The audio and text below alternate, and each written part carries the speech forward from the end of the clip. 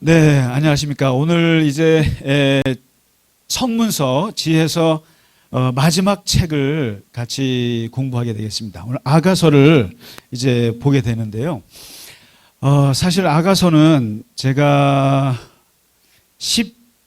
15년 전쯤 되겠네요.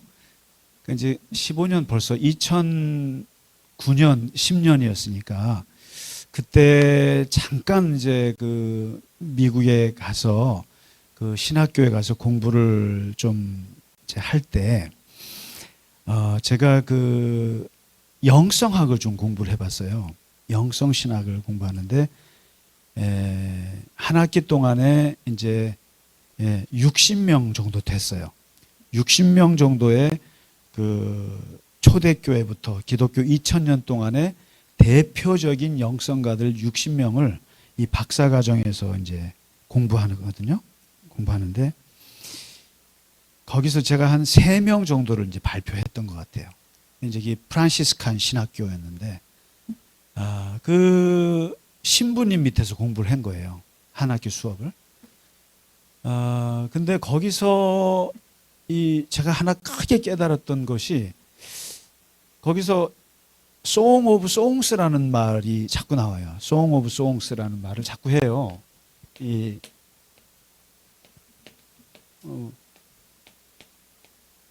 Songs라는, 그래서 저는 이게 성경에 있는 책이래요. 그래서 뭔가 했더니 이게 아가서예요. 그래서 아가서는 저는 한 번도 그냥 아가서를 한 번 읽어보고 뭔 연애 편지 같고 그냥 무슨 말인지도 모르겠고 그냥 저는 사실은 이런 시를 별로 안 좋아했거든요.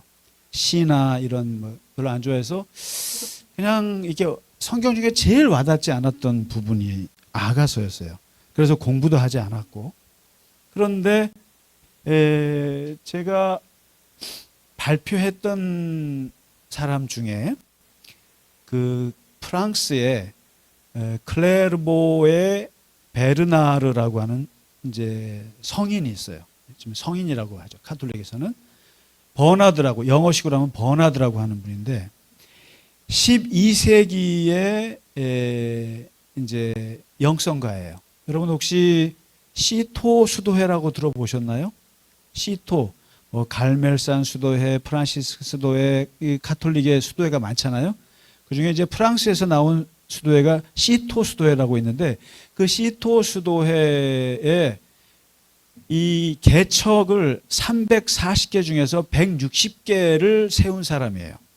거의 반 이상을 세운 그 신비주의 영성가인데 이 버나드라고 하는 사람인데 근데 이 버나드를 제가 발표를 하면서 이 사람이 이 아가서를 가지고 무려 86편의 설교를 했어요.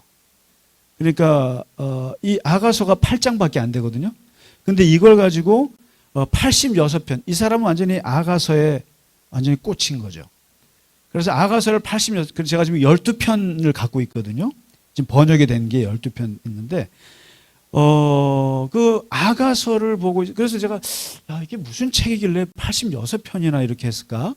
이제 그런 궁금증을 가지고 이제 한국에 돌아왔는데 그 이후로도 저는 이 아가서를 잘 안 봤어요. 그런데 이번에 저는 생애 처음으로 목사가 된 이후 처음으로 아가서를 처음으로 성경 공부를 해요. 예, 다른 건 다 해봤어요. 거의 다. 근데 이 아가서는 처음 하는데 사실 제가 이 아가서에 요즘에 빠져 있습니다. 솔직히. 정말 이게 왜 베르나르가 이 아가서를 86편을 그렇게 했을까? 그걸 오늘은 이제 개강이기 때문에 제가 좀 서론적인 얘기를 말씀드릴게요. 이 아가서라는 이 책 이름이 이게 아가잖아요. 아가.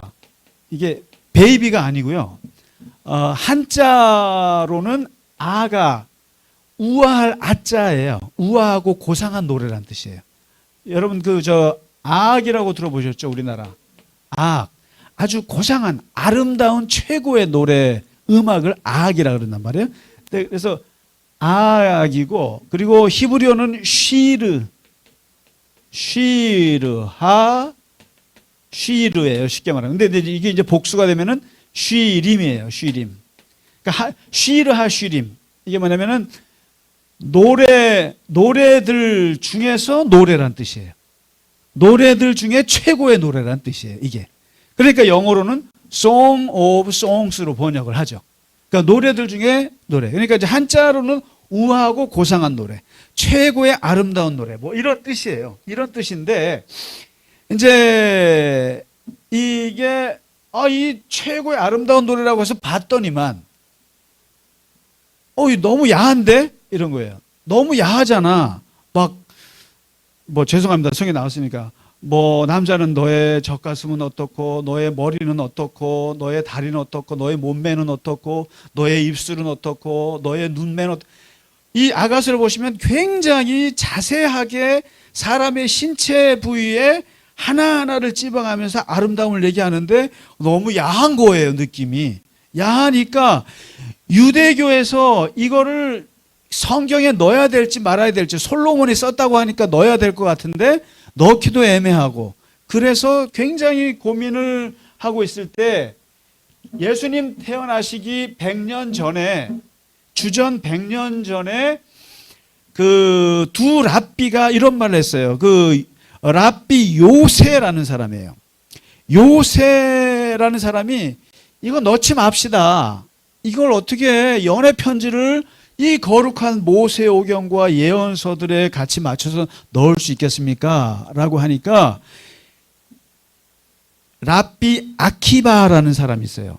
유명한 랍비 아키바라고 하는 이 랍비가 뭐라고 하냐면은, 모든 성경이 거룩하지만 아가서는 그 중에서도 가장 거룩하오 그랬어요. 이 야한 책이요, 거룩하오. 그러니까 이제 요세라는 랍비가 할 말이 없는 거죠.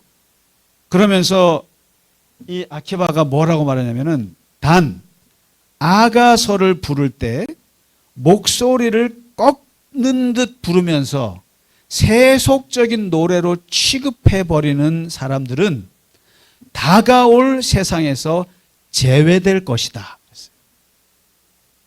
이 아가서를 연애 편지로, 그리고 무슨 대중가요, 세속가요 부르듯이 노래를 부르는 사람들은 다가올 세상에서, 하나님 나라에서 이 사람은 제외될 거다. 함부로 부르지 마라. 그 말을 남겼어요. 그러니까 그때부터 이 아가서를 어떻게 보냐면은, 아가서를 어떻게 이걸 어떻게 거룩하게 볼 수 있을까? 그러면서 어떻게 생각하냐면은, 연애 편지가 아니라 여기서 나오는 여자, 신부는 나구나. 그리고 여기서 말하는 솔로몬 왕 혹은 남자는 임금, 이거는 하나님이겠구나.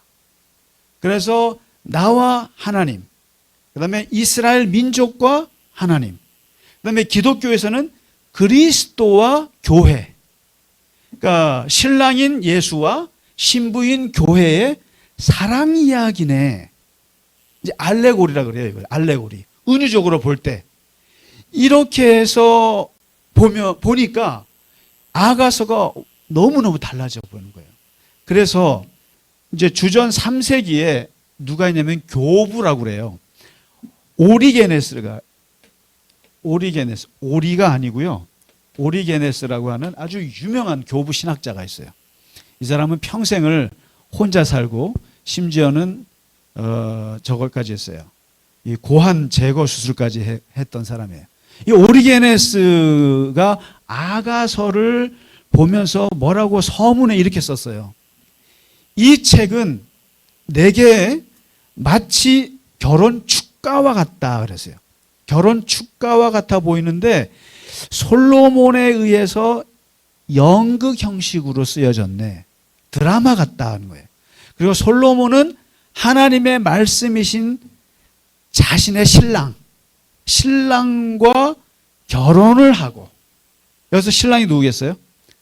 하나님과 결혼을 하고 자신의 신랑에 대한 신적인 사랑으로 불타오르는 신부 역할로 노래를 하고 있다. 이렇게.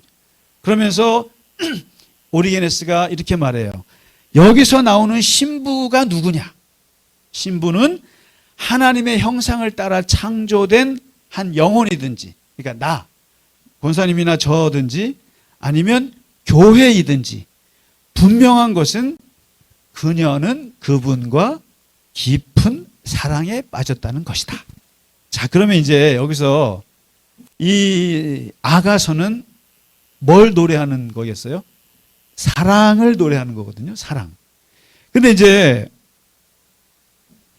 이 오리게네스의 말을 이어받아서 이제 정말 아까 제가 말씀드렸던 12세기에 이 클레르보의 버나드 베르나르라고 하는 이 영성가는 이제 이 아가서를 이제 86편의 설교를 하면서 이제 하는데, 한번 보세요. 이게 정말 그렇습니다. 이제 우리가 좀 요걸 좀 알았으면 좋겠어요. 뭐냐면, 종교개혁, 그러니까 마틴 루터가 외치고 나온 가장 중요한 단어가 뭘까요? 단어가 믿음이에요. 믿음인데, 그러니까 예수를 믿음으로 구원받는다. 오직 믿음으로 우리는 의롭다 칭함을 받는다. 믿음이 중요하다. 이렇게 강조했어요. 그런데 신앙의 한번 깊은 수준을 보세요. 믿음이 더 높은 수준일까요? 사랑이 더 높은 수준일까요? 신앙이라고 하는 것은 신앙생활이 기독교 신앙의 가장 중요한 것은 관계예요. 관계예요. 하나님과의 관계예요. 모든 게 관계예요. 하나님을 어떻게 대하느냐가 제일 핵심인데, 여기서 믿음과 사랑을 놓고 볼 때 어느 게 더 위에 거예요? 사랑이죠. 믿음은 뭐예요? 못 믿으면, 그래서 우리가 이 믿음의 신앙이 있어요. 세 가지 신앙이 있는데, 구약의 신앙을 뭐라 하냐면 율법 신앙이라고 그래요. 율법 신앙. 율법 신앙은 뭐냐면은 계약을 맺는 관계예요. 계약이요. 법적인 관계예요. 너가 이거 법을 지켜, 안식일을 지켜, 11조를 지켜, 구제를 지켜, 그리고 너가 내 말씀을 지켜, 계명을 지켜, 그러면 너는 복을 받을 거야. 안 지켜, 넌 저주 받을 거야. 이거예요. 그렇기 때문에 율법 신앙은 행위로 다 드러나요. 그러니까 하면 합격, 안 하면 불합격이에요. 이게 하나님과의 관계를 그렇게 했어요. 그래서 언약 관계라고 그래요. 근데 이제 기독교는 믿음의 신앙을 얘기해요. 믿음의 신앙이면 이게 바로 예수 천당 불신 지옥 이런 말로 요약이 돼요. 뭡니까? 예수를 믿으면 구원받고 믿지 않으면 지옥 가는 거야. 이런 극단적인 말을 한단 말이에요. 그러니까 이거 뭐냐면 머리로 믿던 동의를 하든 어쨌든 간에 예수를 믿어야 돼요. 근데 어려운 건 아니에요. 이건 어려워요. 근데 이건 어려운 건 아니지만 믿지 않으면 우리는 하나님 나라에 못 가. 그러니까 저는 이게 이 믿음 신앙 단계에 한 30년 이상을 여기서 좀 머물렀던 것 같아요. 솔직히. 뭐냐면 저는 신학교 때 1학년 때부터 고등학교 때부터 여러분 사형리라고 그래가지고요. 그 어린이 전도 클럽 제가 다니면서 시골에 아이들 전도하면서 맨날 도 예수님 영접해야 돼. 영접하면은 구원받고 영접 안 하면 지옥 가. 이거를 제가 그다음에 터미널에 가서 전도하고 그러면서 했던 게 뭐냐면 믿으냐. 예수를 믿느냐 안 믿느냐예요. 근데 제가 이제 와서 저번에 가끔씩 말씀드렸을 거예요. 이 믿음의 신앙도 초보적인 거예요. 이거보다 더 깊어지면 뭐냐면 이게 사랑 신앙으로 가야 돼요. 사랑. 뭐냐면 하나님을 믿는다 안 믿는다는 얘기는요. 그냥 안 믿어지기도 한다는 얘기예요. 그러니까 인격적인 관계가 아니에요. 솔직히 말씀드리면. 근데 사랑 신앙에 도달하면 뭐냐면 하나님을 사랑해. 그냥 하나님을 사랑해. 예수님을 사랑해. 예수님을 좋아해. 믿음에서는 안 믿으면 지옥 가고 이런 두려움이 있어요. 근데 사랑은 내가 사랑하면 좋아. 그리고 내가 좀 덜 사랑해도 덜 사랑하면 지옥 가나? 이렇게 따지는 게 아니에요. 그러면 하나님을 사랑하면 복 받고 하나님을 덜 사랑하면 저주받나? 이런 것도 필요 없어요. 그냥 주님이 내 안에, 내가 주님 안에, 그냥 내가 주님이 너무 좋아. 그리고 지금도 좋고 죽어서도 만나고 싶어. 만나서 주님 얼굴 보고 싶고 사랑하고 싶고. 이 사랑의 단계에 이르면 이런 했다 안 했다 지옥 간다 천국 간다 이런 게 다 의미가 없어요. 사실상 의미가 없고 오직 하나님만을 사랑하는 걸로만 되는데, 이제 이 단계를 보여주는 복음서가 어느 거겠습니까? 요한복음이잖아요. 요한복음이. 그래서 요한복음이 제일 수준이 높다는 거죠. 요한복음은 사랑을 얘기하잖아요. 근데 이제 이게 이 버나드라고 하는 이 사람이 이 신비주의자고 하나님을 너무너무, 그래서 이 종교개혁 전에 중세시대, 교부시대라고 그러는데 이 시대에는 전부 다 하나님을 어떻게 사랑하느냐에 모든 초점이 맞춰졌어요. 사랑하느냐. 그래서 이분이 그 작사한 저게 있어요. 찬송가가 있어요. 찬송가가, 제가 이 찬송가를 이번 주에 한 50번은 들었을 거예요. 그리고 오늘까지 연습을 했어요. 저도 너무너무 좋아하는 찬송인데, 바로 찬송가, 이분이 한 3개, 베르나르의 찬송이 3개가 들어와 있어요. 145장 오 거룩하신 주님, 그리고 262장 날 구원하신 예수님. 잘 안 알려져 있어요. 그런데 이 베르나르의 찬송 가사를 19세기에 영국의 J.B. 다이크라고 하는 사람이 곡을 만들어서 찬송가에 올려놓은 게 그 유명하고 단순한 85장. 구주를 생각만 해도, 이거예요. 이게 한번 들어보세요. 제가 노래는 잘 못하는데 오늘은 개강이지만 이런 일 없습니다만은, 제가 이거를 유튜브로 박종호, 그다음에 무슨 교회 성가대, 그다음에 모든 걸 거의 다 들었어요. 다 듣고, 그리고 잘 때도 듣고 일어날 때도 듣고. 저는 솔직히 이 1절 가사가 너무너무 좋고, 그래서 제가 이거를, 여기 피아노 반주가 있는데 제가 좀 불러드려도 되겠어요? 한번 보세요. 이게 베르나르가 아가서를 읽고 86편의 설교를 쓰면서 이 사람이 저거 한 거예요. 만든 노래예요. 제가 이 5절까지 있습니다만은 2절, 3절을 빼고 그 사랑의 그 9절만 해서 제가 좀 불러볼게요. 같이 부르셔도 됩니다.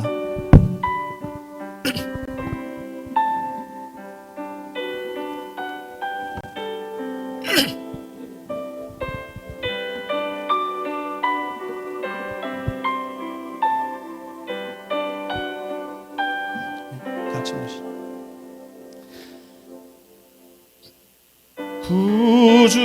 구주를 생각만 해도 내 맘이 좋거든.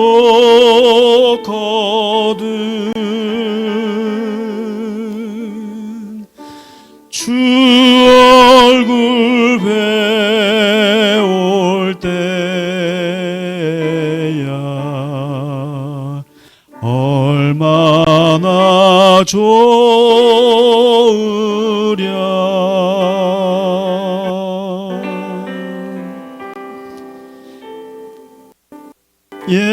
예수의 넓은 사랑을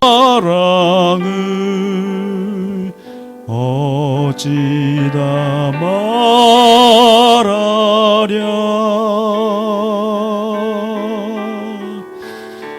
주 사랑 받은 사람만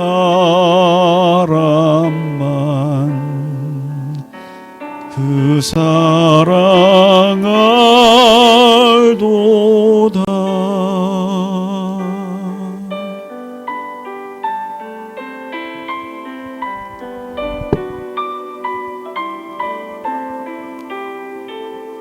사랑의 구주 예수여 내 기쁨 되시고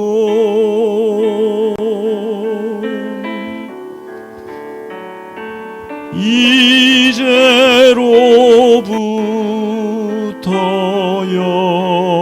영원히 영광이 되소. 구주를 생각만 해도 내 맘이 좋거든.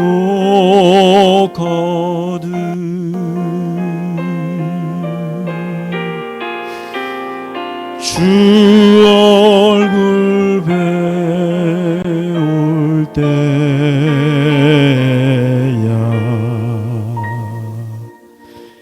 얼마나 좋으랴.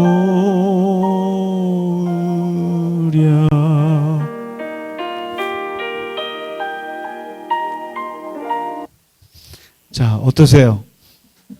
죄송합니다. 제가 노래를 잘 못 불러서 저기 그 피아노 곡이 있길래 거기에 이렇게 좀 맞춰봐서 연습하느라고 힘들었어요. 근데 이게 말이죠. 이게 이제 그 가사가 있긴 있어요. 근데 그런 거예요. 구주를 생각만 해도 내가 이렇게 좋은데 주 얼굴 뵐 때는 얼마나 좋겠냐. 근데 이게 가능한 사람은 뭐냐면 사랑을 해야 가능한 거예요. 하나님을. 그러니까 이런 생각이 들어요. 천국에 마치 시험 봐가지고 들어가서 내가 저기 저 구석에 조그만 원룸 하나만 주셔도 감사하죠. 그러니까 뭐냐면 많은 기독교인들이 믿음의 단계에 있는 분들은 뭐냐면 하나님 나라 가는 게 약간 겁날 수 있어요. 그냥 공간으로 들어가기는 가고는 싶은데 가서 하나님 뵙는 건 별로 부담스러운 거예요. 그렇지 않아요? 하나님을 보고 하나님과 영원히 같이 얼굴을 맞대고 사랑한다? 되게 어색하잖아요. 이게 바로 믿음 신앙의 한계라니까요. 그러니까 이 클레르보 같은 이런 중세에 이런 영성가들이 뭘 말하냐면 하나님을 사랑하는 거예요. 하나님을 사랑하니까 죽어서도 빨리 하나님 보고 얼굴 보는 게 너무 좋은 거야. 우리는 얼굴 보는 게 부담스러운데. 근데 주 얼굴 뵐 때 얼마나 좋을까라고 이렇게 노래를 할 수 있다는 얘기는 사랑이라고 하는 것이 되지 않으면 안 되는 거예요, 이게. 잘 생각해 보세요. 잘 생각해 보세요. 믿음을 뛰어넘어야 된다니까요.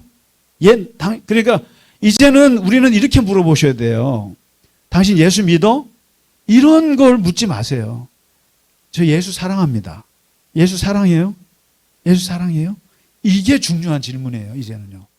그러니까 이거가 된 사람들이 진짜 구주를 생각만 해도 기분이 좋고 주 얼굴 뵐 때는 너무너무 좋은 건데 이게 믿음 신앙에만 머물러 있는 사람들은 이 노래가 별로 와닿잖아요. 그래서 제가 보니까 많은 성가대들이 이렇게 편곡을 해서 하는 걸 봤어요. 큰 교회 성가대들이 하는데 이 클레르보의 아가서에 있는 사랑의 그 신앙을 정서를 담아내지 못하고 있더라고요. 편곡들이.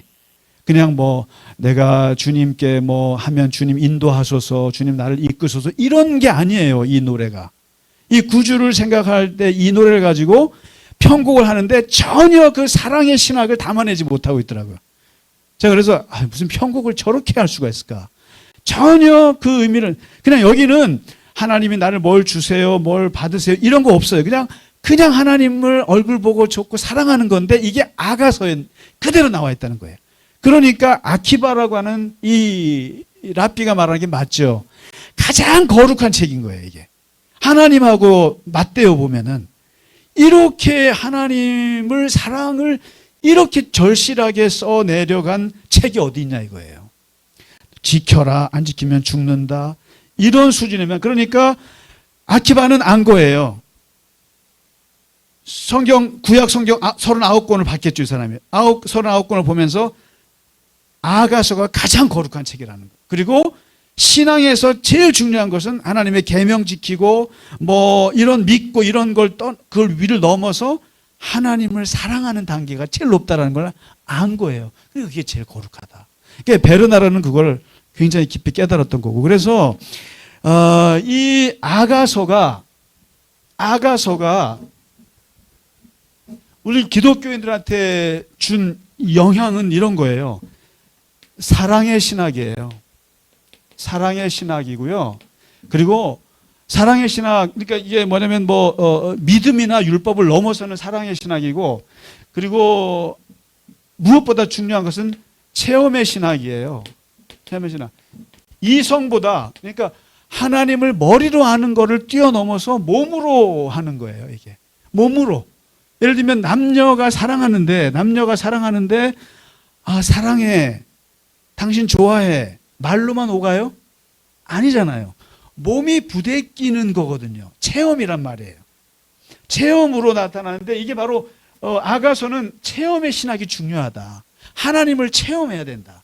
하나님이 내 안에 계시고 내가 하나님 안에 있는 그 사랑의 체험. 그 다음에 신비 신학이에요.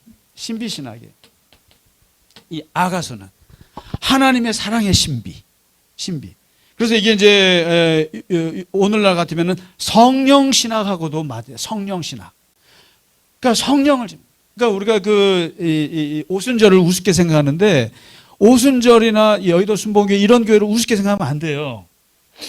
거기서는 하나님을 체험하고 싶어하고 하나님께 막 통성기도한단 말이에요. 통성기도하고 하나님을 아뢰고 그리고 성령이 우리 안에 임하셔서 막 그러기를 원해요. 이거는 어떤 의미에서 하나님의 사랑의 체험이란 말이에요. 그런데 소위 말해서 이게 다 일반화할 수 없습니다만 장로교 말씀 위주로 우리가 방언도 하지 마.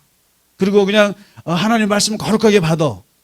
이성적으로 거기에는 이 신비를 몰라요. 그래서 성령의 이 충만함이라는 게 얼마나 감성적이고 얼마나 이 신체적으로 이렇게 막 반응하고 이런 것들이 사실상 이 사랑의 신학에 이 아가서가 주고 있는 굉장히 거대한 높은 수준의 얘기예요. 그러니까 절대로 여러분 방언한다 그런 거 갖고 우습게 하고 그러면 안 됩니다. 말씀도 깊이 아는 것도 좋지만 이 체험, 성령의 체험. 그러니까 기도를 통해서 이런 거거든요. 그러니까 이게 이제 아가서에서 이게 녹아내 있는데, 그래서 오늘은 첫날이니까 이제 말씀드릴게요. 이 사랑에 대한 얘기를 좀 더 해야 되는데, 그래서 이 버나드가 이제 이런 얘기를 했어요. 사랑의 4단계를 얘기합니다. 사랑의 4단계를 얘기하거든요. 4단계를 얘기하는데, 한번 내가 어느 수준에 머물러 있는지 한번 보시면 좋을 것 같아요. 이 아가서를 보시면은, 첫 번째, 자기를 위해서 자기를 사랑하는 단계가 있어요. 자기를 위해서 자신을 사랑하는 단계. 이걸 이기적 사랑이라고 말할 수 있어요. 이기적 사랑. 1단계. 자기를. 그다음에 두 번째, 자기를 위해서 하나님을 사랑하는 단계가 있어요. 나를 위해서 하나님을 사랑하는 단계. 이건 어떤 단계겠어요? 어떤 사랑이겠어요? 기복적 사랑이라고 할 수 있죠. 기복적 사랑. 그러니까 하나님을 사랑하는데 내 목적에 맞춰서 하나님을 사랑하는 거예요. 이거예요. 그 다음에 세 번째 단계가 있는데 하나님을 위해서 하나님을 사랑하는 단계가 있다는 거예요. 이게 하나님을 위해서 하나님을 사랑하는 단계. 이게 어떤 단계일까요? 진짜 보통 우리들 단계. 보통 우리가 적어도 이제 기복적인 거를 넘어서 사람들은 그냥 하나님이 좋아요. 그래서 하나님을 사랑해. 어떻게 맹목적인 단계일 수 있어요. 맹목적인 단계. 하나님을 위해서 하나님을 사랑해요. 그런데 이제 베르나르가 마지막으로 말하고 있는 게 뭐냐면은 이 단계가 가야 된다는 거예요. 뭐겠습니까? 자기를 위해서 자기를 사랑하는 거.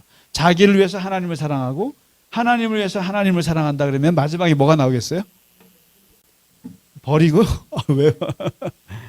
왜냐면은 하나님을 위해서 자기를 사랑하는 단계예요. 생각 바뀌시죠? 자기를 버리는 거 아니에요. 하나님을 위해서 나를 사랑하는 거예요, 이게. 마지막 최고의 단계가. 이게 어떤 의미인지 아시겠어요?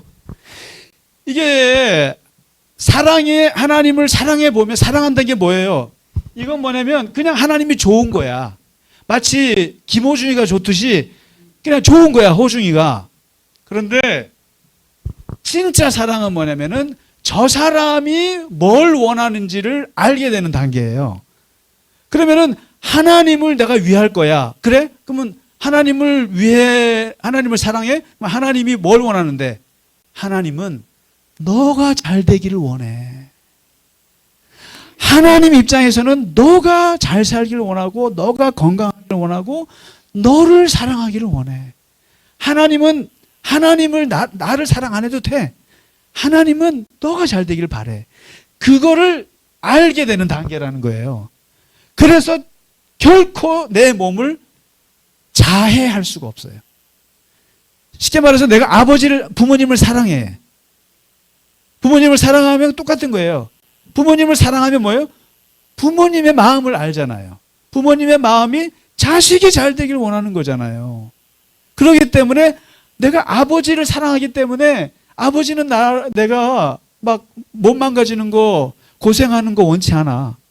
나를 막 내가 자해하는 거 원치 않아. 나를 사랑해. 그래서 하나님을 위해서 자기를 사랑하는 단계. 이게 진짜 영적 단계라는 거예요. 그러니까 진짜 하나님의 사랑을 깨달은 사람은 자기를 사랑해요. 그러니까 나 하나님을 사랑해? 그러면서 자기를 막 그냥 금욕하고 자기를 막 학대하고 이거는 하나님을 사랑하는 게 아니에요. 그리고 우리가 자살하지 마세요라고 할 때는 신앙적으로 볼 때는 뭐냐면은 하나님이 너의 목숨을 함부로 하기를 원하겠느냐라는 거예요. 그렇진 않잖아요. 그러니까 하나님을 위해서 나를 사랑하는 거예요. 이게 진짜 깊은 사랑이거든요. 그러니까 이런 그 사랑의 4단계를 얘기하는데 이 사랑의 깊이를 얘기해 주고 있는 책이 바로 아가서다. 아가서다. 그래서 이제 이 아가서는 이제 간단히 이제 마무리하고 오늘 서론을 마치겠습니다. 오늘 노래 부르는 바람에 시간이 많이 갔는데 아가서를 어떻게 읽을 것인가? 그러니까 전통적으로 3가지 방법이 있어요. 첫째가 은유적으로 읽는다. 이게 알레고리라고 그러죠. 들어보셨을 거예요. 방금 말씀드렸다시피 이게 연애 편지 같지만 이 남자는 하나님이야. 이스라엘과 하나님과의 관계로. 그 다음에 우리 개신교 기독교는 교회와 예수님과의 관계로. 아니면 나 개인과 예수님과 하나님과의 1:1 사랑의 관계로 이렇게 은유적으로 얘기하는, 이렇게 해석하는 거죠. 이게 뭐 한 2000년 동안 내려왔던 중요한 거고요. 그 다음에 2번째가 이걸 드라마로 해석하는 방법이 있어요. 그래서 제가 이번 성경 아가서는 꼭 3번역을 사라고 부탁드리는 게 옛날 개역 개정에는 이게 없어요. 이게 드라마 대본이 없어요. 그런데 3번역은 드라마 대본이 있어요. 뭐냐면 여자가 말했다. 남자, 친구들. 이렇게 3가 나와요. 그러면은 이 남자가 말할 때 느낌이 있고 여자가 말할 때 느낌이 있어요. 그다음에 친구들이 말하는. 그래서 이걸 갖고 이제 신학자들이 뭐 드라마 대본을 만들기도 했어요. 그래서 이걸 2인극이다, 3인극이다 말이 많았어요. 2인극은 누구와? 솔로몬과 술람미 여인이. 그다음에 3인극은 실제로 이 술람미 여인과 그다음에 목동이랑 사랑이 빠졌고 솔로몬은 이것을 질투하는 왕. 이렇게 해서 삼각관계로 하는 것도 있는데 이건 좀 너무 지나친 해석인 것 같고 여기서 중요한 2인극이죠. 그러니까 솔로몬 왕과 술람미 여인. 이게 드라마로 그래서 이제 우리가 1장부터 나가실 때 이게 여자가 말했는지 남자가 말했는지를 구별해서 보셔야 의미를 알 수가 있어서 그렇습니다. 그러니까 세 번역으로 좀 보시길 바라고요. 그 다음에 세 번째 이거를 그냥 사랑의 시로 보자. 시로. 그냥 남녀간의 시로 보면 어떨까? 그렇게 했을 때 그러면 그냥 뭐 은유적으로도 보고 뭐 다 좋지만 그냥 시로 보자. 그냥 문자 그대로 봐. 그 다음에 좀 문학적으로 좀 보고 그리고 좀 뭐랄까 그 시대의 배경을 좀 생각해서 좀 봐. 이제 보면은 여기서 이제 이런 말이 있어요. 여자가 이런 말을 해요. 나는 수선화 샤론의 수선화요 골짜기에 나리꽃이다. 자, 어떻게 느껴지세요? 수선화, 백합화.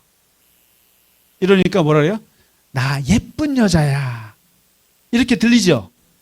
근데 그건 배경을 몰라서 하는 말이에요. 이게 이제 이게 예수님 오시기 8세기 전, 800년 전에 쓰여진 책이란 말이에요.